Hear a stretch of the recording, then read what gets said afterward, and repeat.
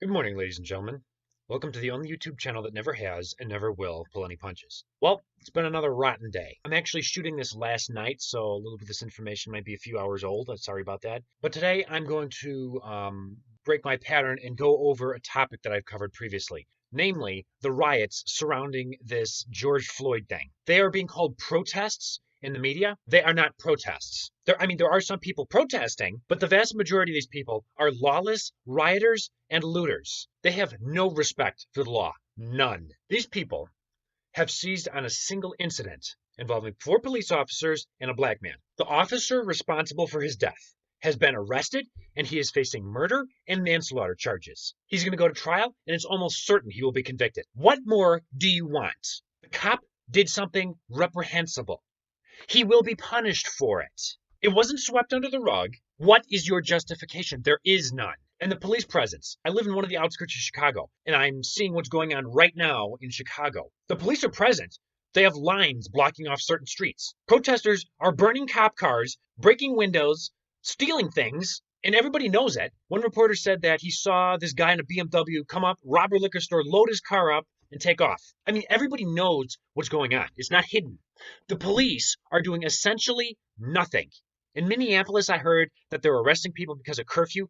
Because of curfew? These people are destroying property and terrorizing people. And you're going to arrest them for curfew violations? What is happening? There are two bright spots. Number one is our great president.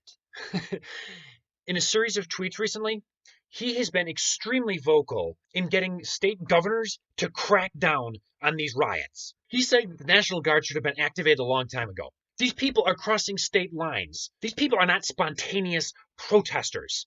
These are paid rioters. This is their job. They are being paid by someone. I don't know who. They are being paid to incite violence. And Trump is the only one calling them out. They're terrorizing half the cities in the United States. He's the only one saying anything about it. And the response is mostly within the power of state governors. They're the ones who call in their state defenses and then ask the president for further support. He's asking, where are the mass arrests? There's not many of them. There's not 10,000 people. In Chicago right now, there's about 200, 250. The police are standing by doing nothing. It's like they're afraid to arrest anyone because they'll be labeled racist. They're not racist. Wake up. All they're doing is trying to protect innocent citizens and their businesses. That's their job. One of the reporters in one of the news stories I saw said that they went to this one establishment and there were security guards there just standing doing nothing because they considered it dangerous to intervene. A, what do you hire security guards for? And B, who cares? What can they do? Can they escalate it? You've got a gun. If they threaten your life, you use the gun. Simple as that. This is complete, total anarchy. The Chicago Police Superintendent David Brown. Now, I couldn't find a video of this anywhere. He did a briefing that was aired on the local news station, but he said, I'm going to be very clear about this. I will assign blame where blame is due. I am not going to apologize for the way that my cops have been doing their jobs, protecting innocent people. The blame rests entirely on the shoulders of these lawless thugs. That is what I like to hear. That guy is doing his best. That's all I ask. But it's not being put into practice out on the street.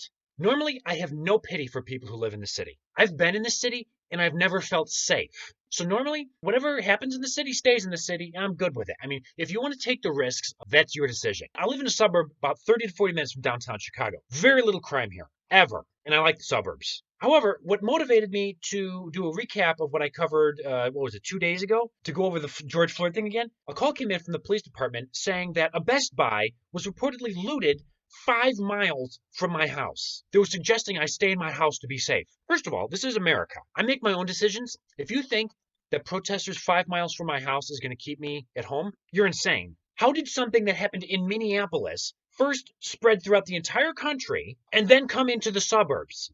This is literally 5 miles from my house.